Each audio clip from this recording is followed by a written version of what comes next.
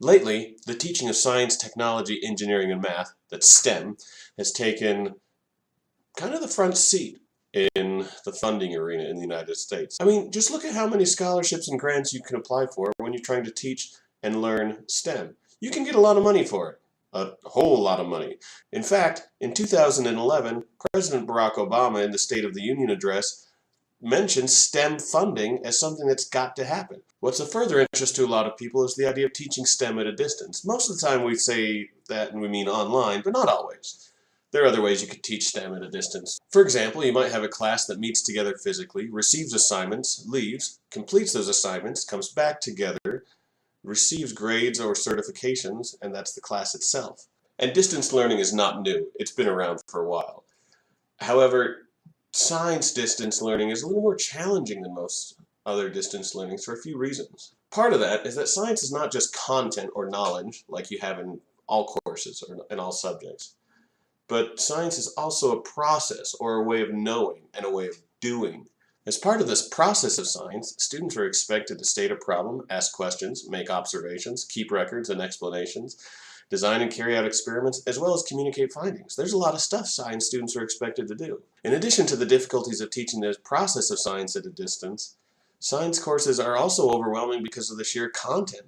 Students often experience cognitive overload. Teachers often experience cognitive overload. So because of that, constructivism is at the heart of science teaching. Constructivism is a theory of learning that says that you learn things in layers. Basically, you learn the foundational things first and you build on top of it. Think about learning math, where you have to learn what the numbers are before you can learn how to add. And after you add, you can learn how to multiply. And when you multiply, you can learn how to do things. And before you know it, you're doing differential equations and launching a rocket into space. There's sort of two main ideas that you talk about when you discuss science teaching. The first idea is concept inventories and misconceptions. The second idea is laboratory experiments. Let's talk about concept inventories first. Concept inventories were first made popular by physics teachers in the early 90s, but now concept inventories are more widespread, used by most science teachers. Basically, the idea of a concept inventory is that students get a pre-test and a post-test to determine if learning happened. The funny thing about concept inventories is that sometimes they reveal some interesting information. For example, sometimes students are found to have negative learning, meaning they know less than they did before you taught them, which is a funny thing to think about. Yeah, weird. Most of the time when we see those results, we really hope they're just randomness and students know about as much as they did going in. It's a lot better to have students that learn nothing than students that got dumber. Wait, is that true? When a concept inventory is made correctly, it's not just a random list of questions generated on the spot, but rather a set of questions designed specifically to root out misconception. Concept inventories force students into a situation where they are forced to confront a conceptual conflict. Take this example that's from a forced concept inventory specific to a physics class. Students usually have a picture, a brief description, and a list of questions or scenarios, like this one, where a ball is launched out of a spring launcher and students are asked about the acceleration at each point. A student might say that the acceleration is 0 at point Z, which makes sense because the ball's not moving, right? Actually, no, it's not. And if you have a background in physics, you know that. But a lot of students will say that because it's a very, very common misconception.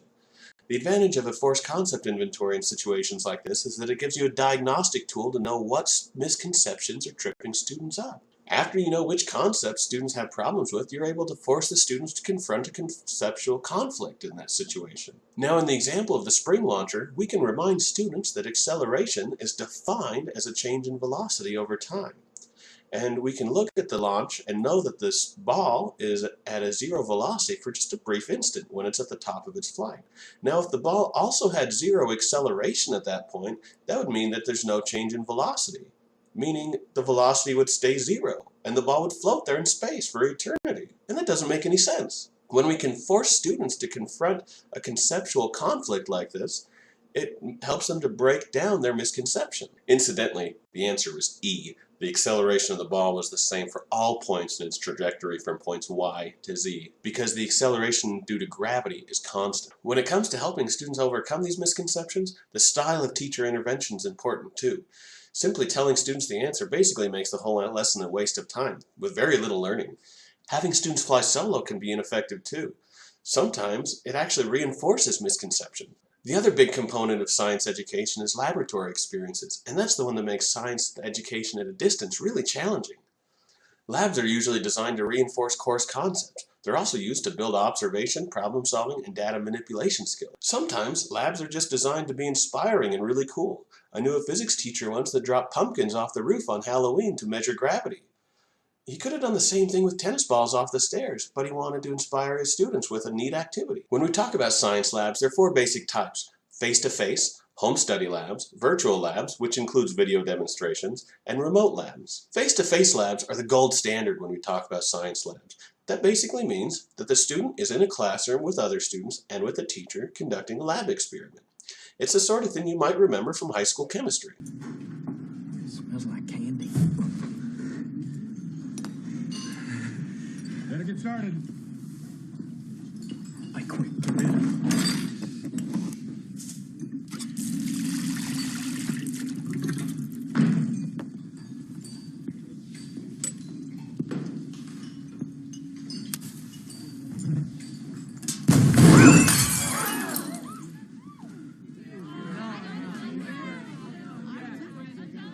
Home study labs come in 3 basic flavors: laboratory kits, kitchen science, which uses household items to conduct experiments, and self-directed fieldwork. A common self-directed fieldwork method is the urban trail method, where students explore local environments with generic guidance. Augmented reality could become a key component of urban trail experiences in the future. Imagine a student using a smartphone app to identify the processes of photosynthesis in their local park. Lab kits and kitchen science are the most common home study labs. There are some big differences between face-to-face labs and home study labs. For example, the learner in home study labs has a lot more autonomy than a face-to-face lab. They can do the lab when they need to, where they want to, which is good for a lot of them because many distance students are self-directed. Also, since the science is conducted at home, it extends the context from just a laboratory setting to include everyday life.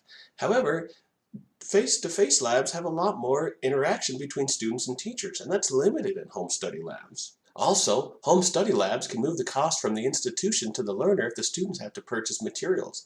They might not meet the expected level of sophistication for labs, and not all experiments can be conducted at home for safety reasons. Another type of distance lab is a virtual lab. Virtual labs have been around for a long time. Think about a flight simulator, or a doctor practicing surgery on a pig. One advantage of virtual labs is that they can reduce the complexity of a lab and make it easier for new learners. However, if a learner is more experienced in a field, it might be less quality for that student to do a virtual lab. Other advantages is that, like a home study lab, virtual labs provide more autonomy and more freedom for when and how you'll do the lab.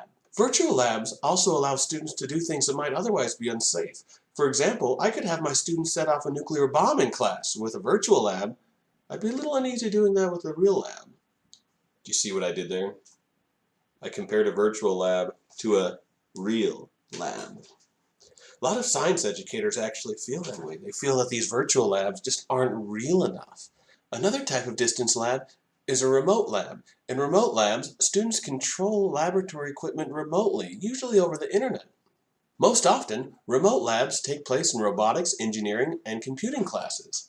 Between 60 and 70% of all remote labs are done by engineering classes, 30% by physics classes, and all other sciences account for only 10% of remote labs. Remote labs are usually considered to be the best alternative to face-to-face labs because experiments are actually happening. They're real. Students are able to observe natural phenomena, carry out measurements, manipulate instruments and physical objects, and facilitate collaborative work at a distance. However, much as with home study and virtual labs, with remote labs, student interaction with peers and instructors is limited. Students may feel uncomfortable with manipulating real equipment, not to mention uncomfortable with the technology.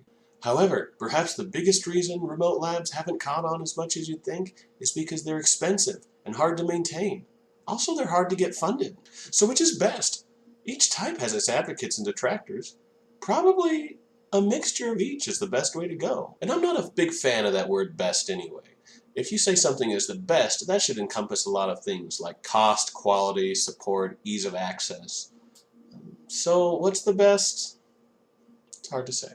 But there's one thing that I think everyone can agree on, and that's that the future of science education needs distance solutions.